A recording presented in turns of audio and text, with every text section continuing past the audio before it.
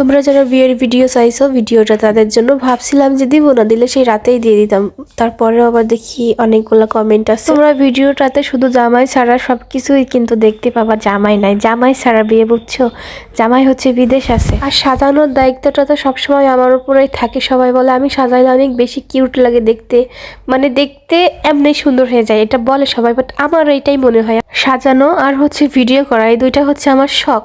আমার শখগুলোকে যে পছন্দ করে তাকেও আমি পছন্দ করি, আমার শখগুলোকে যে পছন্দ করে না তাকেও আমি পছন্দ করি না। আমি কি কথা বলবো, আমি কথাই বলতে পারতেছি। তোমার এতই ঠান্ডা লাগছে, মানে আরো আমার টনসিলের সমস্যা আছে, মানে আমার গলার অবস্থা খুবই খারাপ। তো বউকে চুলের স্টাইল কোনটা করবো এটাই ভাবতেছিলাম।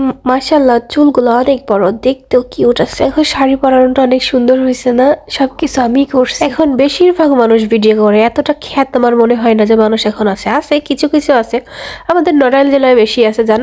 আপডেট হয়েছে কিছু কিছু, অনেকেই করে। ধরো যে যারা একটু পড়ালেখা করছে তারা এগুলা কিছু মনে করে না। যারা একটু মানে অশিক্ষিত কোয়ালিটির আছে তারা অনেক কিছুই মনে করে, এটা স্বাভাবিক। ও চুলটা অনেক বড় তো তার জন্য সামনে বেনি করে এভাবে সামনে রেখে দিয়েছি, দেখতে বেশি কিউট লাগবে যার জন্য। মেকআপ করা শেষ, এখন একটু সেটিং স্প্রে দিয়ে বউকে রেখে দিয়েছি। বসে থাকো তুমি এখন, এটা আগে শুকাক।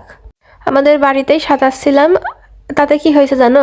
মানুষ নাকি শুনি যে মানুষের হচ্ছে টাকার কেনা জিনিস না, এইগুলার জন্য নাকি কান্নাকাটি করে রাস্তাঘাটে যেগুলো পড়ে থাকে। আবার হচ্ছে শখ করে আমি যশোর থেকে যে এই মগটা কিনে নিয়ে আসলাম, একটা বাবু আমার সামনেই আছাড় দিয়ে ভেঙে ফেললো, আর একটা কাপ ভেঙে ফেলবো। তো আমি ওইখানে কিচ্ছু বললাম না, এটা তো আমার টাকার চেনা জিনিস, আমি তো কিছু চাইলে বলতে পারতাম। তারপরে ধরো যে এরকম অনেক কিছু হয়, তারপরেও আমি কিচ্ছু বলি না, আবার আম্মুও না।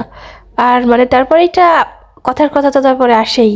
আর মানুষ একটা সামান্য জিনিস তার জন্য এটা করে, মানে ছোট লোক সবসময় ছোট লোকই থাকে, এটা তারপরে এমনিই আসে মুখ দিয়ে।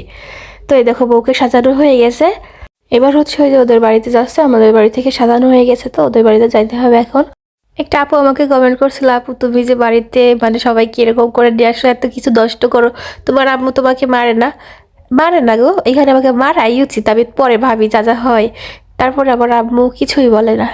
বড় লোকের মেয়ে তো তার জন্য মনে হয় বলে না। বেশিরভাগ দেখছি আমি ছোট লোকের মেয়েরা খারাপ হয় বেশি। এই কথাগুলো কেন বলছি জানো? অনেক কারণ আছে যেগুলো তো তোমরা জানো না, তার জন্য এই কথাগুলো এমনিই মুখতে চলে আসে।